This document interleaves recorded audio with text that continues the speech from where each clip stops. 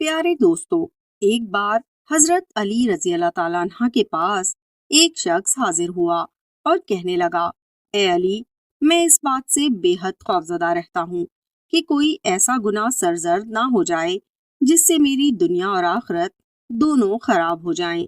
یعنی میں یہ چاہتا ہوں کہ میری دنیا بھی ہستی بستی رہے اور میری آخرت بھی بہترین ہو۔ لہٰذا مجھے ایسے گناہوں کے بارے میں بتا دیجئے کہ ایسے کون سے بدترین گناہ ہیں جن کے سبب انسان کا رزق بھی ختم ہو جاتا ہے اور انسان دنیا اور آخرت میں اس طرح ذلیل اور رسوا ہو جاتا ہے کہ کوئی اس کا مددگار نہیں رہتا۔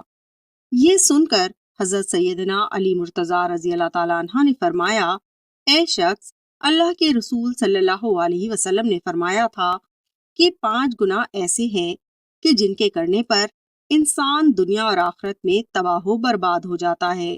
یعنی یہ 5 گناہ ایسے خطرناک ہیں کہ ان کے سبب انسان اس دنیا میں بھی بے سکون ہو جاتا ہے، یعنی اس کے سکون کا جنازہ نکل جاتا ہے، دکھ عروج پر آ جاتے ہیں، اور پھر روز محشر بھی صرف اور صرف رسوائی اور ذلت انسان کے مقدر میں آتی ہے۔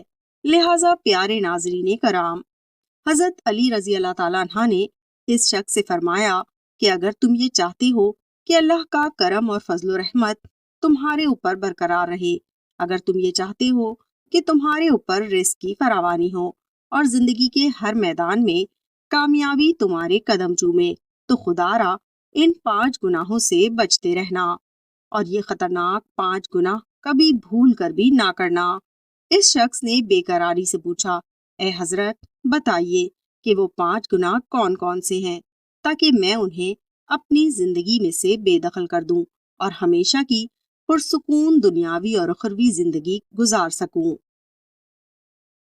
حضرت علی رضی اللہ تعالیٰ عنہ نے فرمایا کہ سب سے پہلا گناہ تو یہ ہے کہ کبھی کسی باعزت اور نیک عورت پر تہمت مت لگانا، یعنی کوئی ایسی خاتون کے جس کے بارے میں تم لوگوں کو ایسا عیب بتاؤ جو اس کے اندر موجود نہ ہو۔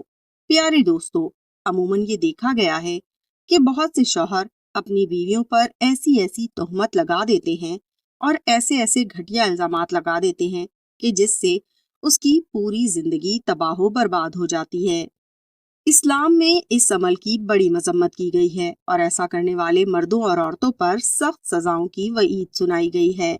خواہ اپنی بیوی ہو یا کوئی دوسری عورت ہو، کسی پر بلا سوچے سمجھے اور بغیر کسی تصدیق و تحقیق کے الزام لگانا یہ گناہ کبیرہ ہے، اور تصدیق کا یہ طریقہ ہے کہ اس الزام پر 4 گواہ موجود ہوں۔ حضرت علی رضی اللہ تعالیٰ عنہ نے فرمایا کہ کسی نیک اور پاک باز عورت پر تہمت لگانا ایسا گناہ ہے کہ جس مرد نے یہ گناہ کیا تو اللہ کل قیامت کے دن اس کے تمام عبادات، یعنی اس کی تمام نمازیں، حج، زکوٰۃ، روزے اور تمام نفلی عبادات اس کے منہ پر مار دے گا اور بغیر حساب و کتاب کے اسے دوزخ کا دردناک عذاب دیا جائے گا۔ اس شخص نے پوچھا کہ یا علی، کس عورت پر تہمت لگانے کا اتنا بڑا عذاب ہے، کیسے؟ تو حضرت علی رضی اللہ تعالیٰ عنہ نے فرمایا، کسی پر تہمت لگانا یعنی کسی کے بارے میں ایسی بات کہنا کہ اس کی عزت داغدار ہو جائے، تو گویا کسی پر تہمت لگانا اسے قتل کر دینے کے مترادف ہے، اور قرآن کا واضح فیصلہ ہے کہ جس نے کسی ایک بے گناہ کو قتل کیا تو گویا اس نے پوری انسانیت کو قتل کیا۔ حضرت علی رضی اللہ تعالیٰ عنہ نے فرمایا کہ دوسرا گناہ اللہ کی ذات کے ساتھ کسی کو شریک ٹھہرانا ہے۔ اگر تم کسی ناخدا کو خدا کا درجہ دو گے تو یاد رکھنا کہ تمہاری دنیا اور آخرت ہمیشہ کے لیے تباہ و برباد ہو جائے گی، کیونکہ اللہ تبارک و تعالیٰ کا فرمانے عالی شان ہے کہ اللہ جس گناہ کو چاہے گا بخش دے گا، لیکن شرک ایسا گناہ کبیرہ ہے کہ جسے اللہ تعالیٰ کبھی معاف نہیں فرماتا۔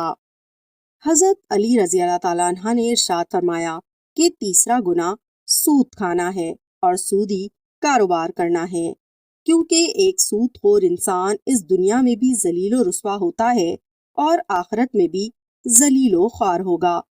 دنیا بھی تباہ و برباد اور آخرت بھی تباہ و برباد ہو جاتی ہے۔ ایسے انسان کو سکون کی اور چین کی نیند نہیں آتی، کیونکہ ایسا انسان ہمیشہ عزت سے محروم رہتا ہے۔ ایک سود خور انسان جو دوسروں کو اپنے سود کی خاطر پریشانیوں میں مبتلا رکھتا ہے تو پھر وہ خود بھی زندگی بھر سکون کی تلاش میں در بدر بھٹکتا ہی رہتا ہے اور کبھی عزت و احترام نہیں پاتا۔ طرح طرح کی پریشانی اور مصیبتیں اسے گھیر لیتی ہیں، اور فرمایا کہ قیامت کے دن سود خور انسان اس طرح سے اٹھائے جائیں گے کہ ان کے چہرے مسخ شدہ حالت میں ہوں گے۔ ناظرین کرام، ابھی چند دن پہلے کا واقعہ ہے کہ ایک سود خور کو قبر میں دفنایا گیا، لیکن اگلے ہی دن اس کی لاش کو قبر نے باہر پھینک دیا۔ پھر سے دفنایا گیا، لیکن پھر قبر نے اس کی لاش کو قبول نہیں کیا اور باہر نکال دیا۔ یہ معاملہ اہلیان علاقہ کے لیے تشویش کا سبب بنا اور معلوم پڑا کہ یہ ایک سود خور شخص تھا جس کی اذیت رسانی کے سبب ایک ہی خاندان کے 2 افراد میاں اور بیوی نے خودکشی کر لی تھی۔ سود کو عربی زبان میں ربا کہتے ہیں، جس کے لغوی معنی زیادہ ہونا، پروان چڑھنا اور بلندی کی طرف جانا ہے، اور شرعی اصطلاح میں ربا یعنی سود کی یہ تعریف ہے کہ کسی کو اس شرط کے ساتھ رقم ادھار دینا کہ واپسی کے وقت وہ کچھ رقم زیادہ لے گا۔ مثلاً کسی کو سال یا 6 ماہ کے لیے 100 روپے قرض دیے تو اس سے یہ شرط کر لی کہ وہ 100 روپے کے بجائے 120 روپے لے گا۔ مہلت عوض یہ جو 20 روپے زیادہ لیے گئے ہیں یہ سود ہے۔ اللہ تعالیٰ کا فرمان ہے، اے ایمان والو اللہ سے ڈرو، اور جو سود لوگوں کے پاس باقی رہ گیا ایمان والے ہو تو اسے چھوڑ دو۔ تم نے ایسا نہیں کیا تو اللہ اور اس کے رسول کی طرف سے جنگ کے لیے خبردار ہو جاؤ۔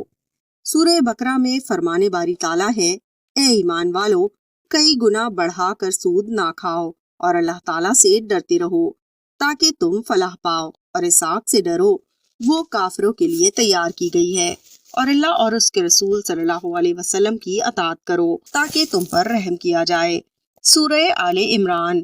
ناظرین کرام، حجت الوداع کے موقع پر جس میں تقریباً سارے صحابہ کرام عرب کے چپے چپے سے امڑ آئے تھے، اس میں بھی خصوصیت کے ساتھ آپ صلی اللہ علیہ وسلم نے تجارتی اور مہاجنی ہر طرح کے سود کی حرمت کا اعلان فرمایا۔ سن لو، جاہلیت کی ہر چیز میرے پیروں تلے رون دی گئی اور جاہلیت کا سود ختم کر دیا گیا، اور ہمارے سود میں سے سب سے پہلا سود جسے میں ختم کر رہا ہوں وہ عباس بن عبد المطلب کا سود ہے۔ اب یہ سارا سود ختم ہے۔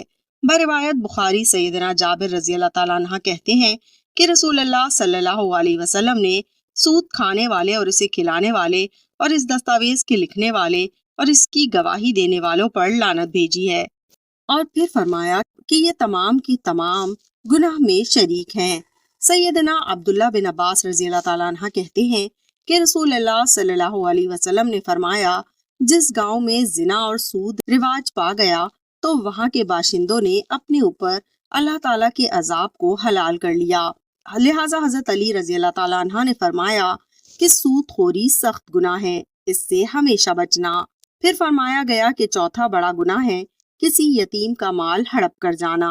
کبیرہ گناہوں میں سے ایک گناہ ہے، اور نبی کریم صلی اللہ علیہ وسلم نے ارشاد فرمایا کہ کل قیامت کے دن کچھ لوگ اس طرح سے اٹھائے جائیں گے کہ ان کے پیٹ آگ سے بھرے ہوئے ہوں گے اور ان کے منہ سے بھی آگ نکل رہی ہوگی۔ تو پوچھا گیا کہ یا رسول اللہ صلی اللہ علیہ وسلم وہ کون سے لوگ ہیں؟ نبی کریم صلی اللہ علیہ وسلم نے ارشاد فرمایا، جو یتیموں کا مال کھاتے ہیں۔ در حقیقت وہ یتیموں کا مال نہیں کھاتے، بلکہ وہ تو جہنم کے انگارے اپنے پیٹ میں ڈال رہے ہیں۔ پیارے دوستو، آج تو انسان یہ سمجھتا ہے کہ اس کا تو باپ اس دنیا سے رخصت ہو گیا ہے، تو مجھے کون پوچھے گا، ریونیو آفیسر میرا تو واقف ہے، پھر مجھے کون پوچھے گا۔ اور پھر بڑے بڑے ہوٹلوں پر بیٹھ کر مرغ مسلم اور انواع اقسام کے کھانے کھائے جا رہے ہیں، لیکن اسے ہرگز یہ نہیں بھولنا چاہیے کہ وہ جہنم کے انگارے اپنے پیٹ میں ڈال رہا ہے۔ آج انگارے پیٹ کے اندر ڈال رہا ہے تو کل کے دن خود اسے جہنم کا انگارہ بنا دیا جائے گا۔ لہٰذا حضرت علی رضی اللہ تعالیٰ عنہ نے فرمایا کہ یتیم کا مال کھانے والے دنیا اور آخرت میں تباہ و برباد ہو جاتے ہیں۔ اور پیارے ناظرین، آخر میں حضرت علی رضی اللہ تعالیٰ عنہ نے ارشاد فرمایا کہ ایک ایسا گناہ اور بھی ہے جو انسان کو دنیا اور آخرت میں ذلیل و خوار کر کے ہی چھوڑتا ہے۔ है और वो गुनाह अपने रिश्तेदारों और अपने अजीजों अकारिब और अपने बहन भाइयों पर जादू टोना करना है।